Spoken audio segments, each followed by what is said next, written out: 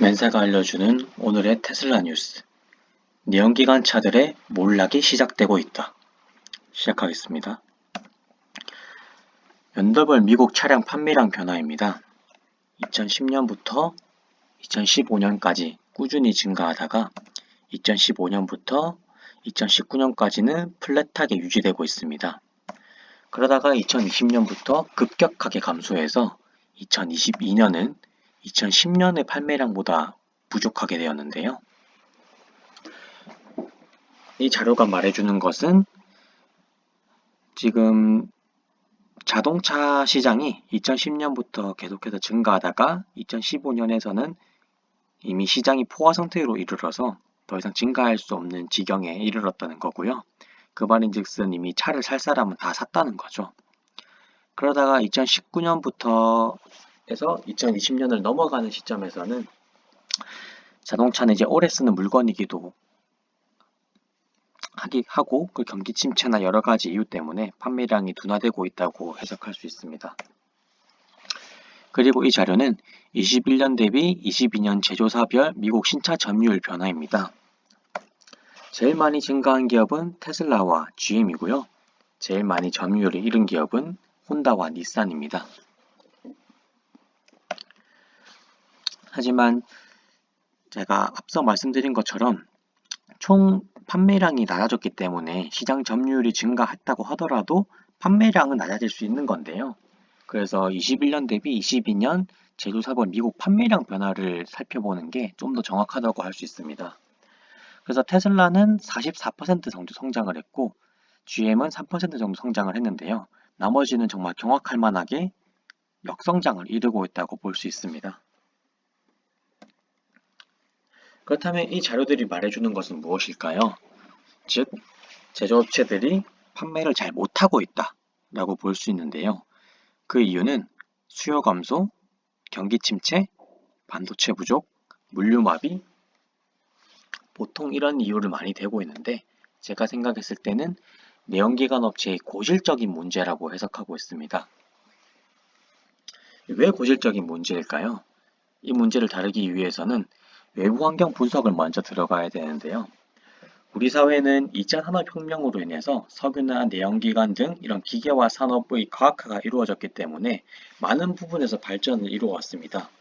특히 오늘 이제 그 부분에서 탈 것의 변화를 한번 말씀드리고 싶은데요. 기존에는 우리가 이 동력원 말을 이용해서 사람이 운전하는 형태의 마차로 운전을 했다면 점점 우리는 동력원 엔진을 이용해서 사람이 운전하는 형태로 바뀌어가고 있었습니다. 그러다가 우리가 점점 더 과학화가 되면서 이 동력을 엔진과 전기가 추가되었고 운전도 사람과 기계가 좀 더 같이 해주는 형태로 발전하게 되었습니다. 좀 더 구체적으로 이 자동차의 내부를 살펴보면 1세대 각그랜저 같은 경우에는 정말 버튼도 많고 여기 음악을 재생하는 것도 이 카세트 플레이어라는 걸 알 수 있죠. 하지만 요즘 나오는 자동차 경우에는 디스플레이도 터치식이고 여러 가지 예전 세대와는 비교할 수 없을 정도로 성장했다는 걸 알 수 있습니다. 그렇다면 이게 말해주는 건 뭘까요? 바로 여러 산업에 걸쳐서 반도체 수요가 증가했다는 겁니다. 비단 자동차뿐만 아니라 우리가 일상생활에서 다루고 있는 모든 것, 스마트폰, 냉장고, TV, 기타 등등 모든 게 다 스마트화되고 있기 때문에 여러 산업에 걸쳐서 반도체 수요가 증가하고 있다는 겁니다. 그렇다면 두 번째 외부 환경 분석인데요. 그것은 바로 전기차로의 전환입니다. EU가 2035년부터 내연기관차 판매를 금지하겠다고 했습니다. 이 기조는 EU뿐만 아니라 전 세계적으로 이미 정해지고 있는 추세인데요. 그 말인즉슨 내연기관차를 더 이상 판매하지 않도록 하겠다. 왜 그런지 혹시 알고 계신가요? 그 이유인즉슨 환경 문제가 너무 심각해졌기 때문이죠. 지구가 점점 이렇게 탄소를 많이 쓰게 된다면 아마 앞으로는 우리가 살 수 없을 정도로 심각한 상황이 올 수 있습니다. 그 얘기는 제가 지금 이 자리에서는 하지 않겠지만 이미 과학적으로 많이 증명된 사실이고 그것을 이제 전 세계적으로 인지를 하고 있기 때문에 이렇게 내연기관차 판매 금지, ESG와 같은 여러 가지 정책을 펼치고 있는 것이죠. 그렇다면은 전기차로의 전환은 이미 정해진 미래라고 볼 수 있습니다. 이런 수치가 지금 말해주고 있는데요. 2020년도부터 분기별 미국 전기차 판매량을 말해주고 있습니다. 점점 증가하는 것이 보이시죠? 이런 정책적인 방향이나 우리 과학기술 발전이나 여러 가지 면을 종합적으로 고려해 봤을 때 이런 전기차로 전환은 확실시되고 있다고 해석할 수 있습니다. 그리고 마지막 세 번째, 시장 확장성이 저하되고 있다는 건데요. 주변을 둘러보면 아시겠지만 자동차라는 것은 이미 가지고 있는 사람들은 얼추 다 가지고 있습니다. 그러니까 이 시장이 점점 더 커지기에는 한계가 있다는 거죠. 그래서 실제로 미국에서도 2015년부터는 그 시장이 점점 더 커지지 않았고요. 그러니까 이미 자동차를 살 만한 사람은 좀 샀다라고 해석할 수 있는 겁니다.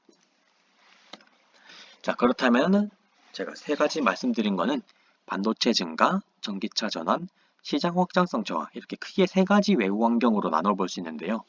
특히나 이 전기차 전환은 반도체 증가를 다시금 야기한다는 효과가 있습니다.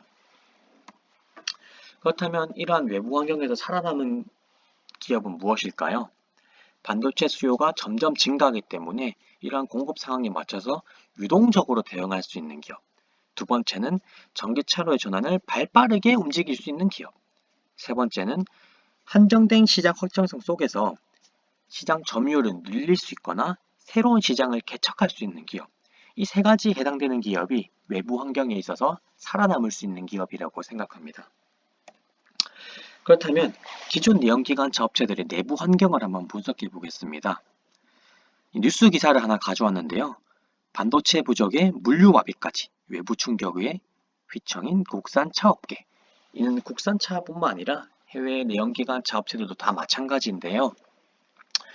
기사를 조금 더 읽어보시면은 경영 환경의 불확실성 증대는 뼈아픈 일이다. 대비도 대응도 어려워서다. 올해는 반도체 부족 현상이 완화될 것이라는 전망이 우세했다. 하지만 차량용 반도체는 여전히 귀하신 몸이다. 전장 부품 비중이 증가하고 전기차 판매가 늘면서 반도체 수요가 더 커졌기 때문이다. 그렇다면 왜 내연기관 업체들은 이러한 환경에 있어서 대비나 대응이 어려울까요? 저는 그 근원적인 이유를 그들은 고인물이기 때문이라고 생각합니다. 고인물 특성은 무언가를 바꿀 의지가 없습니다. 왜? 늘 해오던 방식이 편하기 때문에, 먹여 살릴 식구나 협력업체가 많기 때문에, 돈이 없거나 돈이 안 되기 때문에, 노조가 강해서 바꿀 수 없기 때문에, 이 여러 가지 이유들이 합쳐져서 그들은 무언가를 바꿀 의지가 없습니다. 그래서 그들은 도전할 수 없습니다. 그들이 택한 유일한 방법은 보여주기식의 도전과 현재 상태의 연명이라고 보고 있습니다. 좀 더 구체적으로 자동차의 생산 과정, 그러니까 현재 생산 과정을 들여다볼 텐데요. 자동차 기존 내연기관 차들은 그러니까 A 업체, B 업체, C 업체, D 업체 뭐 여러 가지 업체들이 만든 부품이나 반도체들을 종합적으로 가지고 와서 최종 조립만 하는 형태를 가지고 있습니다.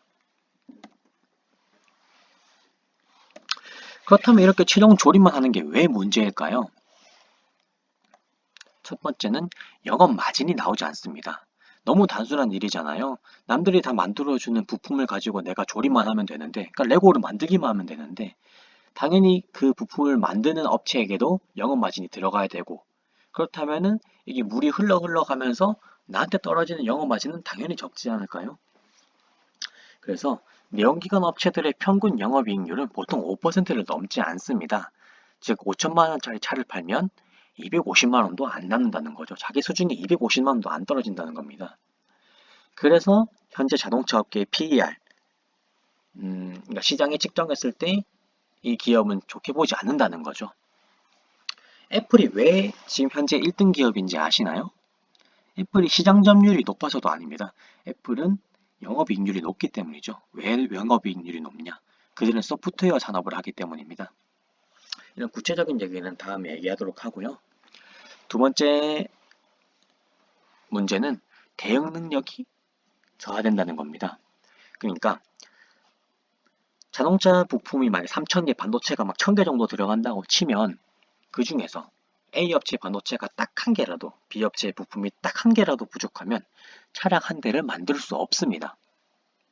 그러니까 유동적으로 대응할 수 없다는 거죠. 왜냐하면 애초에 최종 절입에만 역량을 쏟기 때문에 그들은 대체품을 고안할 능력이 없습니다. 그러니까 A 업체 반도체가 부족하면은 그 대체품을 고안할 능력이 없다는 거죠.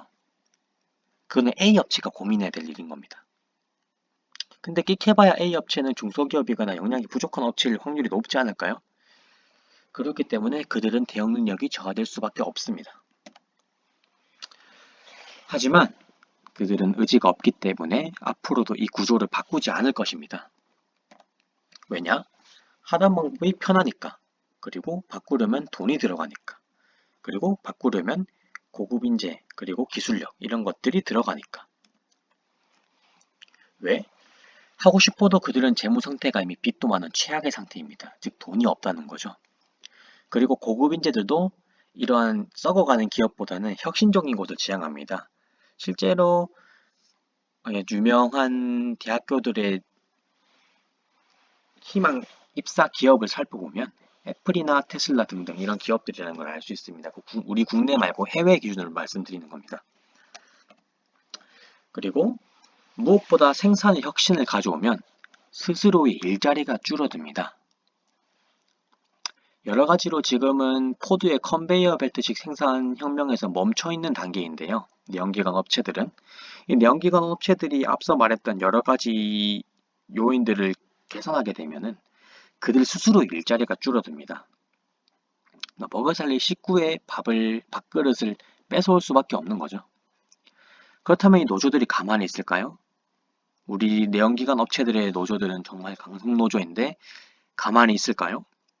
절대적으로 반대합니다. 즉 이 말인즉슨 그들 스스로가 좀먹는 구조라는 거죠. 그들은 자기네들의 일자리가 줄어드는 것을 반대할 수밖에 없고 자기네들이 편한 일을 찾을 수밖에 없습니다. 좀 더 새로운 일을 하고 싶지 않아 한다는 거죠. 그래서 그들이 택한 방법이 스타트업을 투자를 통한 간접 성장입니다. 예를 들어서 리비안을 투자한다든지 카누를 투자한다든지 뭐 그런 방법을 통해서 스타트업 투자를 통해서 간접 성장을 하겠다는 겁니다. 왜냐? 그들의 조직은 이미 썩어서 바꿀 수 없기 때문이죠. 하지만 이것마저도 사실 보여주기식의 도전인데요. 그래서 그들이 택한 방법은 겉으로는 전기차를 지향하면서 그러니까 목표를 우리는 뭘 하겠다 라고 겉으로 지향하면서 조금 더 이 내연기관이 오래오래 지속되기를 바랄 뿐입니다. 즉 현재 상태의 연명을 원하고 있는 거죠.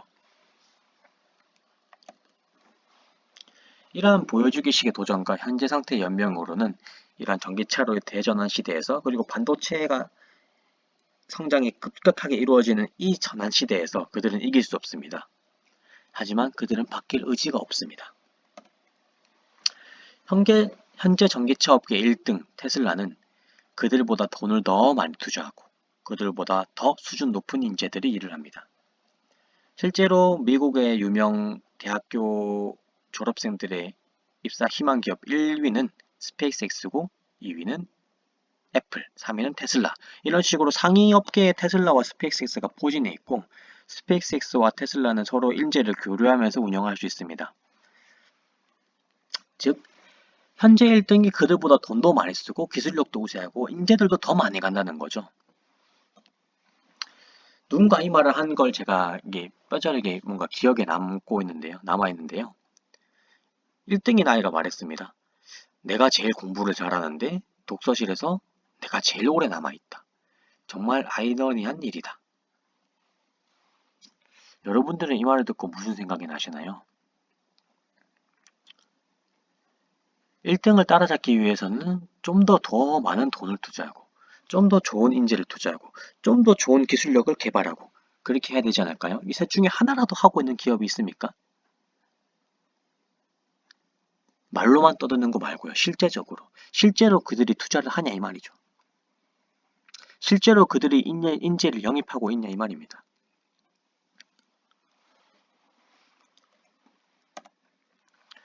전기차는 사실 친환경을 위해서만 나오게 된 건 아닌데요.